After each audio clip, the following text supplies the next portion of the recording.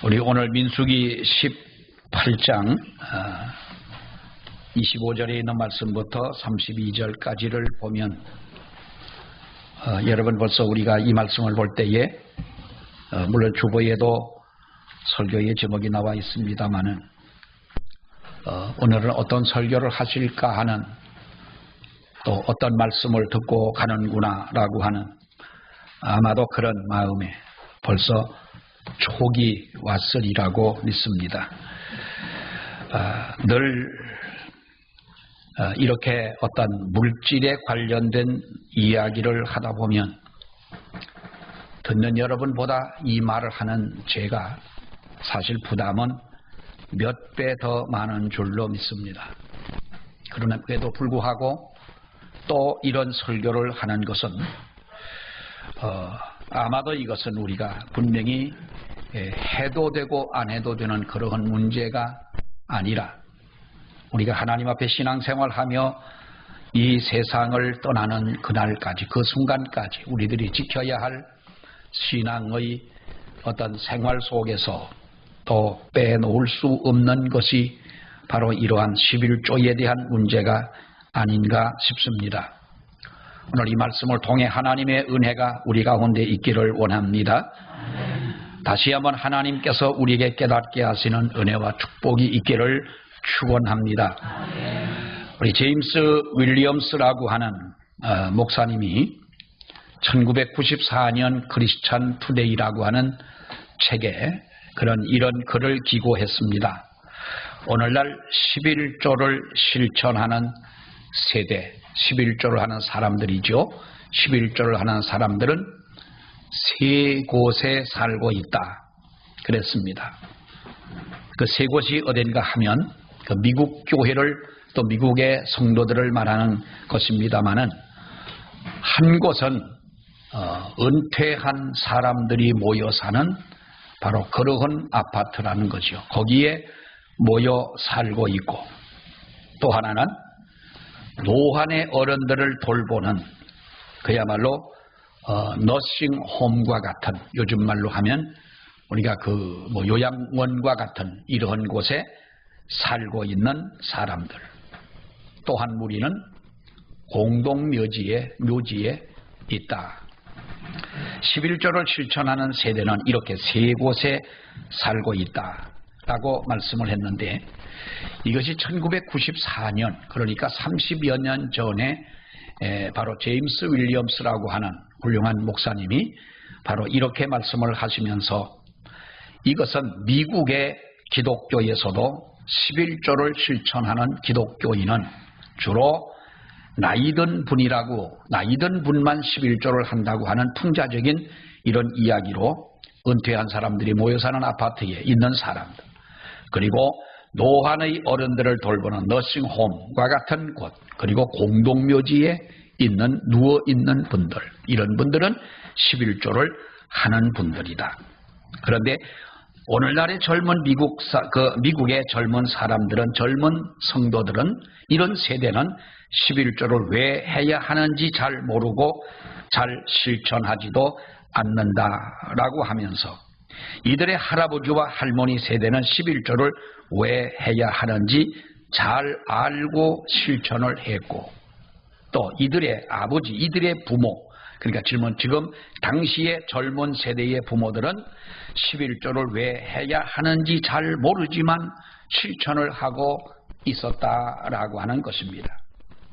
그것은 부모님이 하는 것을 그대로 답습하는 행위라고 말씀을 하면서 그러나 오늘날의 젊은 세대들은 11조에 대한 이론적인 것도 잘 모르고 그리고 실천도 하지 않는 것이다. 이것이 현재 미국 교회의 바로 문제점이다라고 이야기를 했습니다.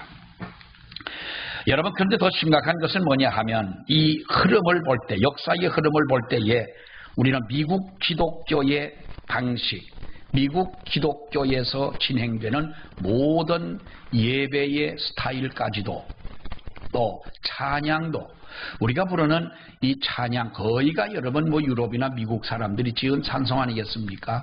복음 성가도 마찬가지고요.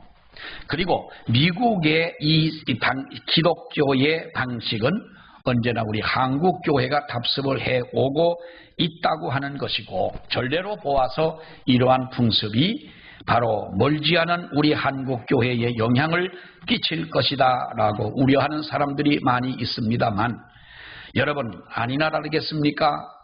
벌써 우리 한국교회의 신신학자들은 바로 한국교회에서 이 거론되고 있는 이 11조의 문제를, 여러분 이것이 바로 그 문제를 삼고 11조에 대한 것을 바로 폐지하자고 하는 신신학자들의 많은 주장이 있었던, 많다기보다는 이런 신신학자들에 의해서 지금도 주장하고 있다는 이런 일들을 볼 수가 있는 것입니다. 우리 한국교회의 전통적인 것들이 사라진 것이 얼마나 많습니까? 그 대표적인 것이 여러분 성미를 드리는 것입니다. 우리 교회에 지금 성미를 드리는 분이 제가 볼 때 5분도 안 됩니다. 성미를 안 해도 되는 것으로 이제는 까맣게 잊어버리고 말았습니다. 이 성미는 사실 성경에는 없습니다. 우리 한국교회의 전통이었죠. 그것은 무엇을 말합니까, 여러분? 우리 가정에서 밥을 5식구면 5식구, 10식구면 옛날에 10식구면 10식구, 10식구대로 한 숟가락씩 성미를 대신 떠가지고 우리가 주님을 모신다고 하는 그러한 마음으로 이 성미를 떠가지고 교회를 가지고 와서, 그 당시는 물론 목사님들이 얼마나 여러분 가난하게 교회가 가난했습니까? 그러니까 그것으로 목사님의 양식도 하고 이렇게 해오던 성미였고요. 제가 처음에 와서도 우리 곡숙교회가 성미는 많이 했습니다. 그 성미를 여기저기 제가 많이 나눠줬습니다. 어떤 여주에 있는 어느 교회 목사님이 개척을 하고 한번 만나서 뭐 먹고 사냐 그랬더니, 뭐 먹고 사는 거야 서울에서 성미를 이 사례를 조금 주니까 그렇지만은 그렇다는 거예요. 그래서 제가 쌀을 거기도 몇 번 나눠주고, 또 어느 교회에 가난한 교회 성미하는 분이 한 분이랍니다. 한 분밖에 없다. 그래서 제가 그 교회에 늘 어쩌면 여러분들이 하는 성미를 같이 나누어 먹었습니다. 그런 때도 있었는데, 이제는 내가 그것만 본다면 나도 이제는 얻어먹어야 하는 입장입니다. 왜 여러분, 왜 성미를 안 합니까? 난 그 참 보면은 잊어먹었지요. 또 누가 요즘에 그거 교회 오기도 그런데 여러분 성미자루 들고 누가 교회 오겠습니까? 그것은 성미를 안 한다고 믿음이 없는 것도 아니고, 성미를 안 했다고 천국 못 가는 것도 아니니까 여러분 그저 그렇게 들어주시고, 약간 마음의 양심에 꺼리면 연말에 가가지고 여러분 한 10kg짜리 쌀 성미라고 가져와도 되잖아요. 잊어버렸으면 그렇게 해도 해야 되지 않습니까?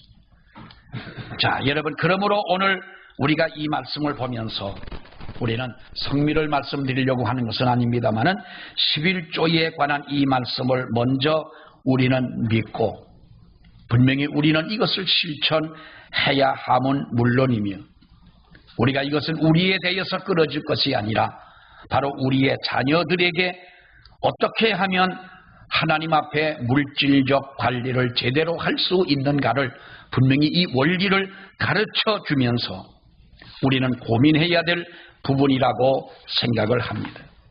여러분, 부모 입장에서는 여러분의 자녀들이 돈을 많이 벌고 성공하고 정말로 그 자녀들이 물질에 어려움이 없도록 이렇게 살아가기를 원하지 않는 사람은 아무도 없을 것입니다. 그러나 만약에 여러분들의 자녀들이 돈을 많이 벌어서 그 돈 때문에 만약에 문제가 생겨진다면 그것을 원하는 사람들은 없을 것입니다. 신앙이 없다고 다 그런 것은 아니겠지만은, 여러분 생각을 해보면 우리가 믿음이 없습니다. 세상적인 그러한 마인드를 가지고 살아갑니다. 내가 돈은 많습니다. 그렇다면 사람들은 여러분 그 돈을 가지고 어떻게 살아갈 것인가? 우리는 그것이 불보듯 뻔한 것 아니겠습니까? 여러분들의 자녀가 열심히 일을 해서 번 돈으로 정말로 기쁨으로 살고 하나님의 영광을 위해 살아가는 이러한 자녀들이 되기를 원하는 것은 우리 믿는 부모의 간절한 소망이 아니겠습니까? 하나님께서 허락해 주시는 이 물질적인 것, 이 수입을 어떻게 관리할 것인가에 대한 문제는 우리나 그리고 우리의 자녀들이나 어쩌면 피할 수 없는 일이라고 생각을 합니다. 결론적으로 말씀을 드리면 우리가 가진 모든 재물의 10분의 1은 하나님의 것이다 라고 하는 것입니다. 하나님의 것은 하나님에게 드려야 한다는 것입니다. 왜 10분의 1을 하나님 앞에 드려야 하느냐? 말도 많고 사실 우리가 보면은 이 11조에 대한 것을 실천하는 성도들이 그렇게 많지는 않습니다. 우리 교회는 솔직히 말씀을 드리면 다른 교회를 비교할 것은 안 되지만 비교할 것도 아니지만은 여러분 우리 교회 성도님들의 11조 하는 이 것은 생활은 많이 뒤떨어지고 있습니다. 이것은 왜 그렇습니까? 믿음의 문제이기 때문에 더 깊이 있는 말씀을 드린다는 것이 여러분 그렇습니다만은 우리가 왜 하나님 앞에 이 11조를 드려야 하느냐? 주일날 하나님의 교회에 나오는 것은 우리가 어떻게 하든 지키려고 하는데 우리가 하나님 앞에 이러한 물질적인 문제에서는 인색한 부분들이 있습니다. 여러분 따지고 보면 내가 가진 돈의 11조가 아깝습니까? 주일날 일주일에 한 번 주일을 지키는 이것이 아깝습니까? 어느 것이 더 귀합니까? 물질보다는 날짜라고 우리는 생각을 합니다. 그런데 주일날 우리는 하나님 앞에 나와 예배를 드리는 이것을 우리는 당연한 것이라고 생각을 하고 있지 않습니까? 여러분 성경에서는 우리에게 11조의 유래를 이렇게 말씀을 하고 있습니다. 왜 하나님 앞에 11조를 드려야 하느냐? 다른 날보다 좀 분위기가 좀 싸늘하지요.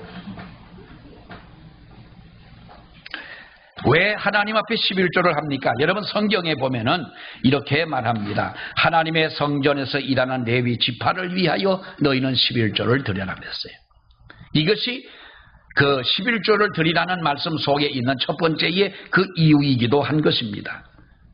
그래서 이스라엘 백성들이 가나안 땅에 들어가서 이 땅을 차지하고 살 때에 하나님은 12지파에게 모든 땅들을 다 나누어 줍니다마는 레위 지파에게는 땅을 주지 않지 않습니까? 하나님의 성전을 너희는 위하여 이 성전에서 일을 하며 이 성전에서 나오는 것으로 먹어라.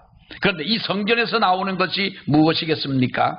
오늘 20절 21절의 말씀을 보게 되면 여호와께서 아론에게 말씀할 때에 너는 이스라엘 자손의 땅에 기업도 없겠고 그들 중에 아무 분깃도 없을 것이나 나는 이스라엘 자손 중에 네 분깃이요 네 기업이니라. 내가 이스라엘의 11조를 레위 자손에게 기업으로 다 주어서 그들의 하는 일 곧 회막에서 하는 일을 감나니라고 말씀을 하면서 하나님은 레위 자손들에게 11조를 드려서 회막에서 일하는 일의 보수를 받게 하라는 겁니다. 그래서 여러분 이 11조라고 하는 말이 주의 11조다라고 하는 것입니다. 롤드 타이더라고 했어요. 롤드 타이더. 주님의 11조. 내 것이 아닌 바로 주님의 것이다라는 것이지요. 26절의 말씀을 보면은 너는 레위인에게 고하여 그에게 이르라. 내가 이스라엘 자손에게 취하여 너희에게 기업으로 준 11조를 너희가 그들에게서 취할 때에 그 11조의 11조를 거제로 하나님 앞에 드리라라는 말씀을 합니다. 레위인도 11조를 받아서 그것으로 받아서 살아가면서 그 11조의 11조를 하나님 앞에 드려 이것을 거제로 너희는 하나님 앞에 드려라. 거제라고 하는 것은 여러분 제물의 종류가 아니라 바로 하나님 앞에 드리는 이 제물을 드리는 방식을 말씀할 때에 거제라고 그랬습니다. 11조를 아름답게 하나님 앞에 드리고 이것을 또한 하나님 앞에 구별하여 거제로 드리는 이러한 것을 하나님 앞에 드리도록 하라. 이것이 여러분 원리였습니다.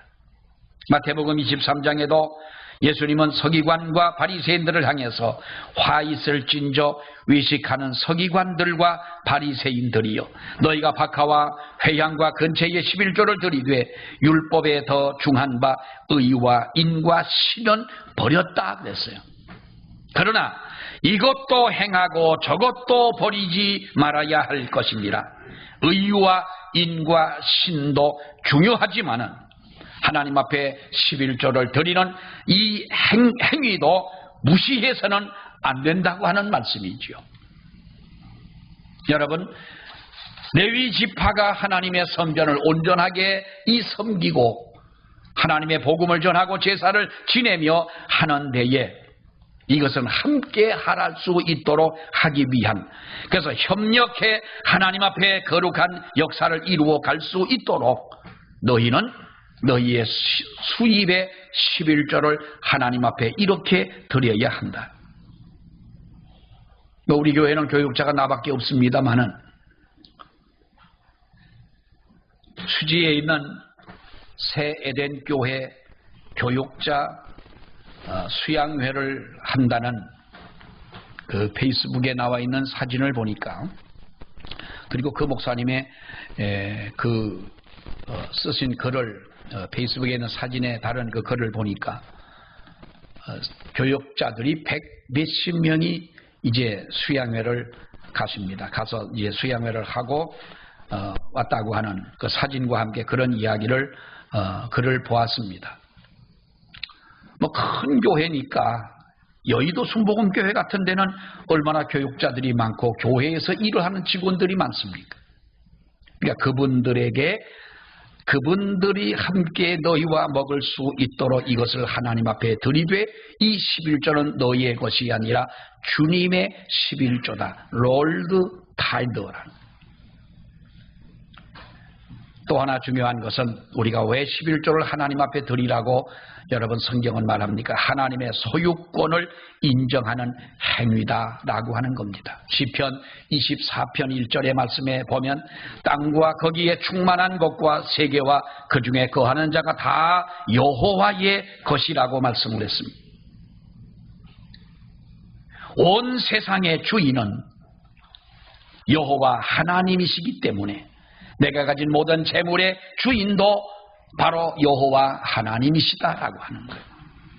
우리가 세상을 살 때에 집을 새로 샀을 때, 처음 내 이름으로 집을 처음 샀을 때 사람들은 그것을 너무 기뻐합니다. 아, 내 이름으로 집이 생겼고 내 이름으로 땅이 생겼구나. 응? 내 이름으로 정말 넓은 땅을 이렇게 샀구나.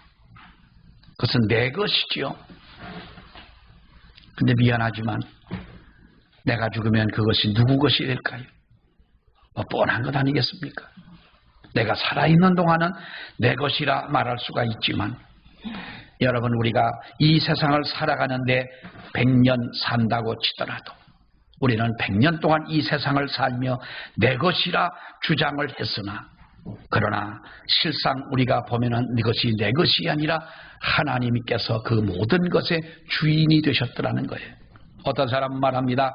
100%가 하나님의 것이라면 왜 10%만 드리라고 그러느냐라는 식으로 이 말씀을 악용해서 11조를 반대하는 이런 사람들이 있습니다. 100%가 하나님의 것이라면 다 하나님 앞에 드려야 되지 않겠느냐. 여러분, 하나님은 우리가 가지고 있는 모든 것, 내가 가지고 있는 모든 것, 이 모든 것들이 하나님의 것이라고 우리는 인정하는 이 믿음이 있기를 원합니다. 어떤 아내가 남편에게 불평을 합니다. 하고 일만 할 줄 아는 남편, 아이들과 아내의 생일이나 결혼기념일이나 무슨 아이들 생일 때도 한 번도, 어떻게 하면은 한 번도 기억을 못하고 잊어버리는 이런 남자였습니다. 일은 열심히 합니다.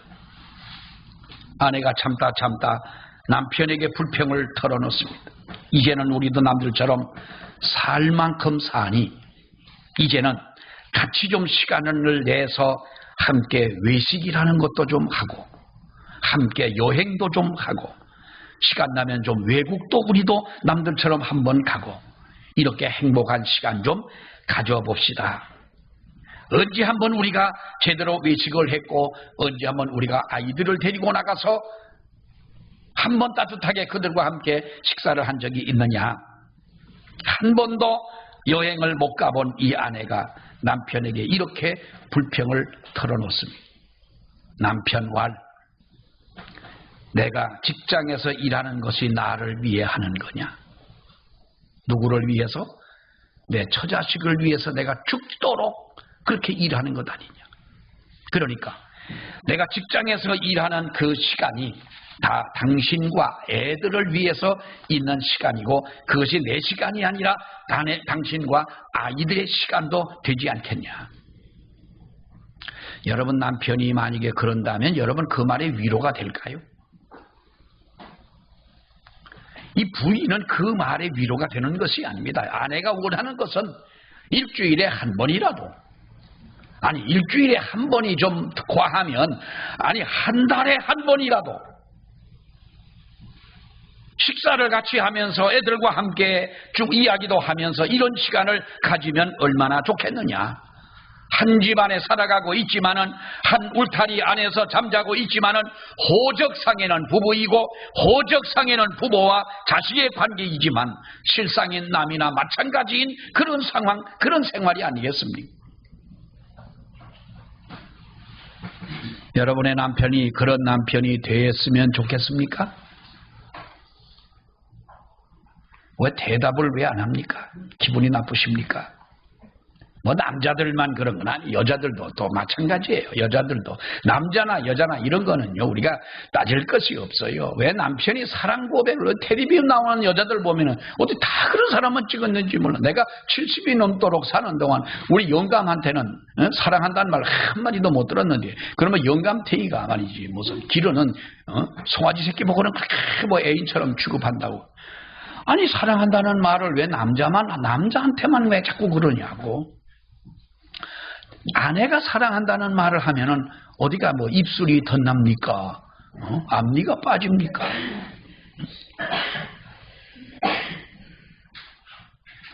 자 여러분, 우리가 이러한 가정들이 사실상 얼마나 많은지 모릅니다. 그런데 하나님께서도 일주일이라는 시간을 모두 우리에게 줬지만은 하나님은 특별하게 거룩한 주일은 너는 나와 함께 그날은 만나자는 것입니다. 일주일 중에 하루만큼은 예배를 드리고 일주일에 하루만큼은 하나님의 말씀을 듣고 하나님과 더불어 교제하고 성도와의 교제를 나누며 우리가 하나님을 향한 우리의 소망을 더욱더 새롭게 하는 그런 시간을 가져보자는 거예요. 근데 여러분 주일 다 빼먹으면서 하나님 앞에 11조 다 빼먹으면서 우리가 하는 말은 그겁니다. 내가 이렇게 살아가는 것 내가 드리든 안 드리든 다 하나님의 것이 아닙니까? 내가 주일 빠지는 것 이거 하나님 다 아시는 문제 아니겠습니까? 그러나 내 마음은 하나님 앞에 가 있는 것 아니겠습니까? 여러분 우리가 하나님 앞에 가지고 있는 모든 것이 하나님이 주신 것입니다.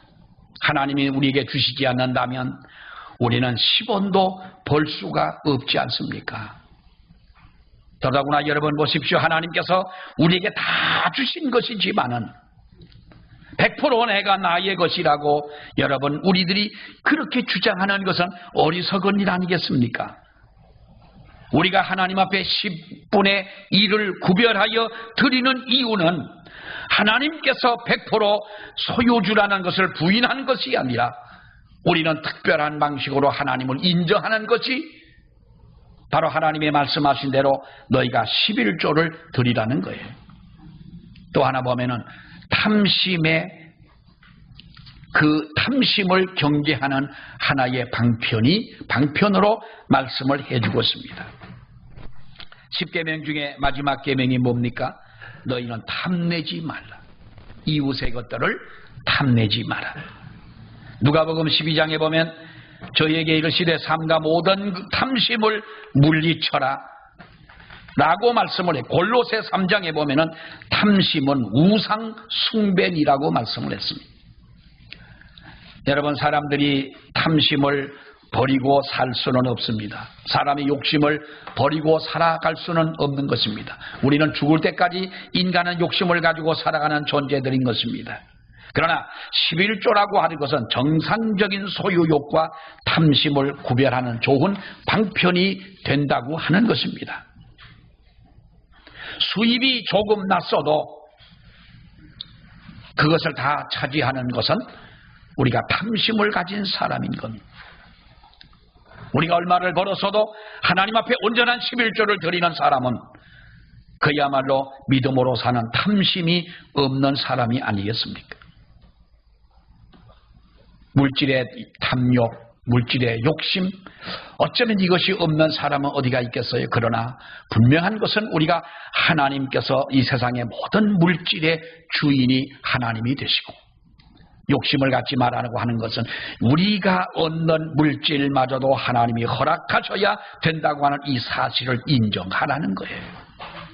어떤 두 청년이 한 교회를 다니면서 이렇게 다짐을 합니다. 우리가 만약 이 다음에 성인이 돼서 어른이 돼서 성공을 하게 된다면 아무리 바쁘더라도 우리는 주의를 거룩하게 지킬 수 있는 이런 사람이 되자. 믿음의 사람이 되자. 그리고 우리가 11조를 하나님 앞에 온전히 드리자. 그리고 우리도 열심히 성경 말씀대로 전도하는 이 일을, 우리는 이 세 가지를 약속을 하자 하고 두 청년이 약속을 했어요. 뭐예요? 성수주의를 하고 11조를 하고 전도를 하자. 시간이 지나서 두 청년은 한 중년이 되었고, 한 사람은 목사가 되어 목회를 하고, 한 사람은 사업을 해서 돈을 많이 버는 이런 사업가가 됐습니다. 그런데 이 사람이 한 달에 수입이 수십억, 어떤 때는 한 달에 수백억도 들어오는 그런 큰 사업이 되다 보니 11조를 하려니까 여러분 어디가 떨려요? 가슴이 떨리는 거예요. 야, 한 달에 10만 원, 100만 원 11조 할 때는 아까운 줄도 모르고 가슴 떨리는 것도 모르고 정확하게 11조를 하나님 앞에 드렸는데, 이거 수십억이 들어오면 수억을 해야 되고 100억이 들어오면 10억에 11조를 하나님 앞에 드려야 되는데, 하다 보니 어떻게 자기가 정한 어느 기준에 11조를 드렸지 온전한 11조를 드리지를 못한 거예요. 가만히 생각을 해보니 친구와의 어릴 때 그 약속을 지키면서 살려고 애는 썼어요. 주의를 거룩하게 지키고 주의를 빼먹은 적이 없어요. 11조도 나름대로 빼먹은 적은 없었어요. 또 열심히 자기 나름대로 전도하려고 했지만 뭔가가 온전한 믿음 생활을 하지 못하다 보니 뭔가 마음속에 허전함이 있고 믿음이 흔들리는 거예요. 그래서 어느 날 큰 결심을 하고 그 목사가 된 친구를 찾아갑니다. 친구를 찾아가서 이런저런 이야기를 하면서 그런 자기의 솔직함을 이야기를 한 거예요. 사실 내가 11조를 하나님 앞에 드리기는 하지만은 온전한 11조는 드리지 못하네. 내가 10만 원, 100만 원 11조를 할 때는 철저하게 11조를 구별해서 드렸지만은 이제는 내가 11조를 한다는 것이 보통의 액수가 아니네. 그렇기 때문에 내가 고민은 되지만은 내가 정한 만큼의 11조를 하는 것으로 이렇게 한다라고 하는 이야기를 합니다. 그때에 친구가 손을 잡고 기도를 하자고 했습니다. 기도하자, 목사가 기도하자니 친구라도 기도해야 되지 않습니까? 그 친구가, 목사님이 이렇게 기도를 합니다. 하나님, 우리 친구가 믿음이 많이 약해졌습니다. 믿음을 주시옵소서. 10만 원, 100만 원 11조 할 때는 아낌없이 하나님 앞에 철저히 했는데 수백억, 수십억 이렇게 하나님 앞에 수억의 11조를 내다 보니 하나님 앞에 믿음이 흔들리고 그 온전한 11조를 하지 못하게 되었으니 주여 매월 10만 원씩만 11조를 할 수 있는 과거로 이 회사를 돌려 주시기를 바랍니다. 아멘을 해야 될런지 안 해야 될런지 이 친구는 기도를 다 한 거예요. 예수님의 이름으로 기도하면 아멘도 하지 못하고 손을 잡고 기도하는데 땀이 나는데 손바닥에 다한증 환자처럼 땀은 줄줄 흘리면서 하나님 이 친구의 사업이 다시 10만원으로 돌아 순간적으로 생각하니 내가 10만원 헌금할 11조를 할 때는 정말 겨우겨우 살아가던 그 순간인데 찾아와 위로를 받으려고 했는데 그렇게 돌아가라고 하니 얼마나 여러분 정신이 번쩍 나겠습니까? 그때 여보게 친구 목사 다시 한번 기도를 해주면 안 되겠는가? 내가 제대로 11조를 할 테니 다시 한번 11조를 하니까 다시 한번 기도를 해주게. 그 친구가 다시 기도를 합니다. 주여 다시 기도를 하라고 그럽니다. 이 친구가 아마도 회개한 것 같사오니 주여 이 믿음이 이제는 죽을 때까지 변하지 않고 온전한 11조를 할 수 있도록 해달라고 기도를 했대요. 여러분, 물질의 탐욕을 방지하기 위해 하나님은 11조를 드리라, 온전한 11조를 드리라는 것입니다.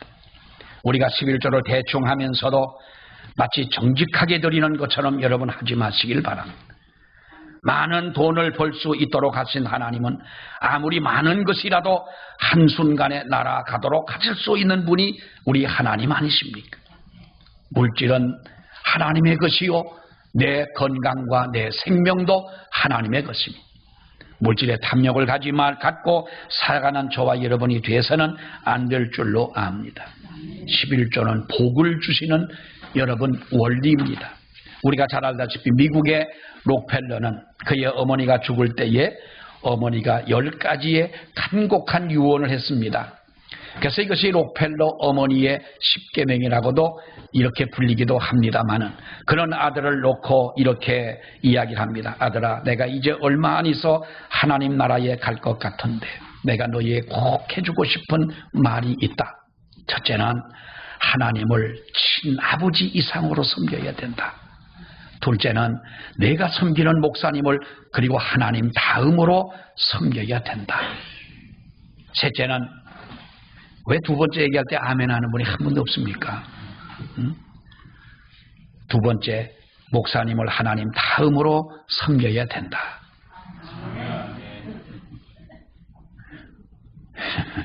나를 잘 섬기라 하는 이 말을 내가 어떻게 내 입으로 하겠습니까만 이것은 여러분의 신앙인 겁니다. 여러분의 신앙인 거예요. 내가 다니는 교회의 목사와 관계가 불편하면서 은혜를 받을 수가 있겠어요? 그러니 여러분 저하고요 참 친하게 지내시자고요. 싸우지 말고 나도 눈 안 흘길 테니 여러분도 눈 흘기지 말고 나도 여러분 뒷담화 안 할 테니 여러분도 뒷담화 하지 말고 나도 여러분 어디 가서 흉 안 볼 테니 내 흉 어디 가서 좀 보지 말고. 할렐루야. 남이 얘기하다가 우리 얘기를 하는데 셋째는 주일 예배는 꼭 본교회에서 드려라. 너의 오른쪽 이게 록펠러 어머니가 아들에게 한 말이에요. 네 번째는 오른쪽 주머니는 항상 11조 주머니로 하라. 다섯 번째는 아무도 원수를 만들지 말고. 여섯 번째는 아침에 목표를 세우고 기도하고. 일곱 번째는 잠자리에 들기 전 하루를 반성하고 기도를 하라. 여덟 번째는 아침에 꼭 하나님의 말씀을 읽어라. 아홉 번째는 남을 도울 수 있으면 힘껏 도와줘라. 그리고 마지막으로 예배 시간에는 항상 맨 앞자리에 앉아라.